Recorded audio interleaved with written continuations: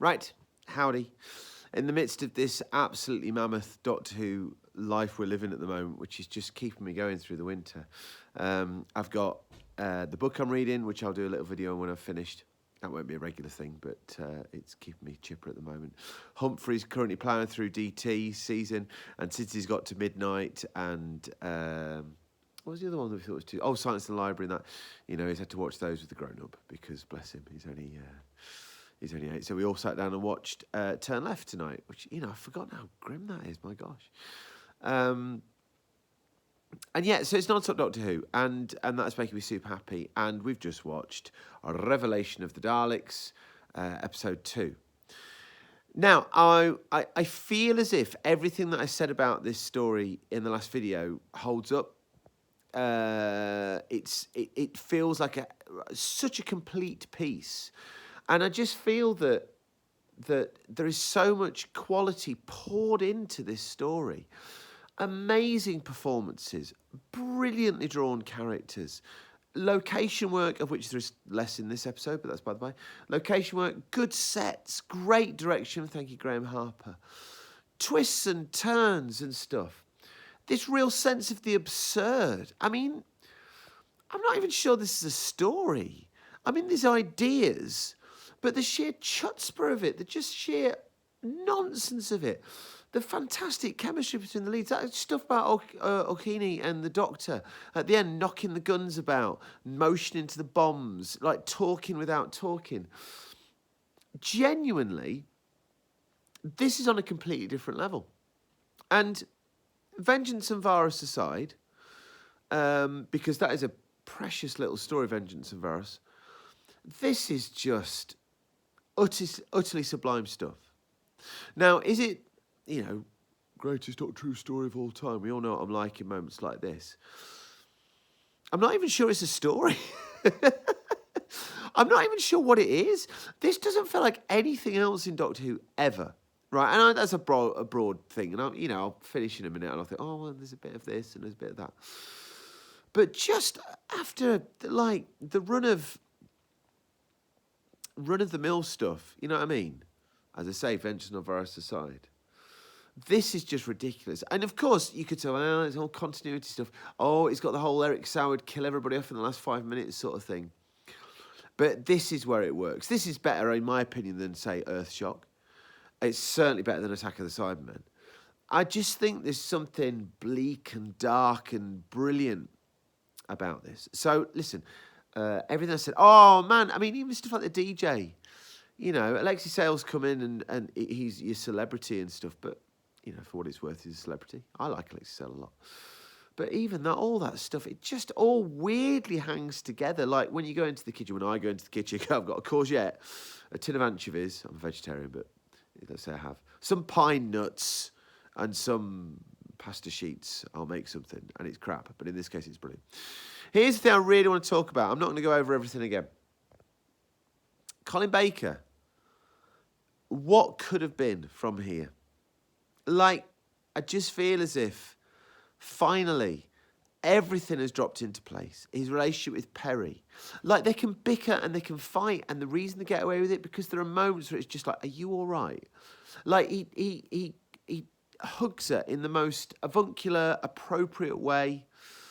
They are clearly besties by this point, to quote my daughter. And it's brilliant. Absolutely brilliant. And he is just on point, compassionate, caring. He fixes problems here. It's not enough just to sort the Daleks out. He's also got a plan to feed the galaxy. Like, he's going to take that Grand Knight of Oberon thing back for Okini. You know what I mean? He's kind. And he's abrasive, yes. But this is a template for what could have been here. In all regards. And oh my gosh, we've got Trial of a Time Lord to come, but there's this 18-month gap. Then you get Trial of a Time Lord. We're obviously going to talk about it, but Trial of a Time Lord's got systemic structural issues that are going to cause Colin Baker some problems in terms of his performance. And here it just sings. I really feel, more so than at any other point during this, that we as fans, are robbed of something because of what comes next. Because of, well, what doesn't come next, more to the point. And yes, you know, spoilers, we're going to get to Sylve, and we're going to have some big, glorious things to say about Sylve. But mercy me, this was brilliant. And everything hung together.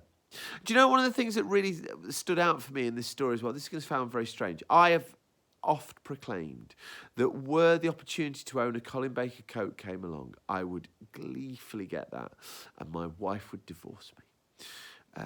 And that would make me very sad, but I'd still wear the coat.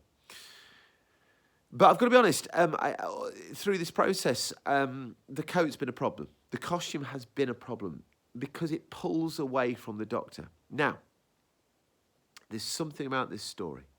I don't know if it's the broadness of everything else. I don't know if everything, including the kitchen sink, is thrown at this story and it works and the Doctor's in the middle of it. But all of a sudden, you don't notice the coat. Even, you know, obviously he loses the cape at the start of this episode. You just don't notice it. And I just think that's an indication of just how all of a sudden he's got it. He's nailed it. It's done and it's on and it's working. And I feel really sad because I just feel what could have come next. Well, we know what could have come next. It would have been the Nightmare Fair and Mission to Magnus and whatever the other one is that I can never remember the name of. Ultimate Foe, is it? I don't remember. Right. So, mercy me, absolutely superb story. A superb Dalek story, superb Davros story. I'm not even a superb Doctor story. Superb. What do you want to say? I want to say it's a superb companion stories. How do you mean? Well, Orsini and Boston. Oh, love those. yeah, you could easily... So cute. Has Big Finish done spin-off?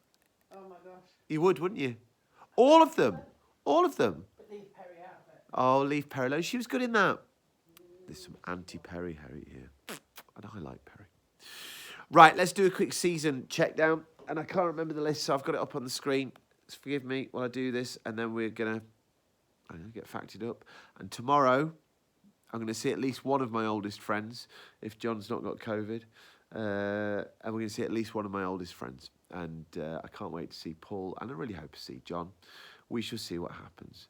Right, okay, so let's quickly whiz through season 22 and do a quick recce. And then we will move on to this night. Not season 22.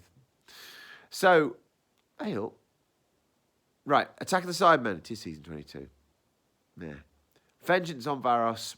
Absolutely brilliant. Mark the Rani. Two Doctors. Listen, I want it to be good. And I've read Sandifer's... how does she define it? I've read Sandifer's interpretation of it. And yeah, it's clever, but it doesn't hold up for me. I ain't going to rush back to Time Lash is one of the greatest Doctor Who stories of all time. And then Revelation of the Daleks really is absolute class. Absolute class. Do you know when you say it out loud, it doesn't sound too bad, does it? When you say it out loud, it doesn't sound... what is it about this season that hasn't quite hung? 45-minute episodes, they generally haven't got a sense of how to make them work. I think that's it. I think the 45-minute episode structure is not... No, I do not. You missed the first part of this video. I don't hate Colin. I am sad because Colin Baker was going places here. This season just struggled. Vengeance is brilliant. Revelation's brilliant. Not sure. Hasn't hung. That's a shame. Right, anyway, so that's that. Trial of a Time Lord to come. Not watched that in a good long while. Very excited about that. However, tomorrow we're going to see a regeneration of sorts. Here's my prediction. Can you give me my prediction? And then I'll clear off. I reckon we're going to see a lot more of Shooty. A lot more of Shoot. Now, there's supposed to have been a leak. I don't know about this leak. I've tried to avoid it. I think we'll see a lot more of Shooty than you would normally expect in a regeneration story. That's a prediction. And I'm suspecting, are we going to get some inkling of a spin-off? We're not going to get a Tennant Tate spin-off, are we? I feel icky about that. We shall have to see. But anyway, that's by the by. Guys, there we go. Done. Right. Be good. Enjoy Doctor Who tomorrow night if you watch this. Or tonight if you watch this tomorrow. Doesn't make any sense at all. It's time travel. Whatever. And, yeah. Total respect to Colin Baker. Love you, man. Bye-bye.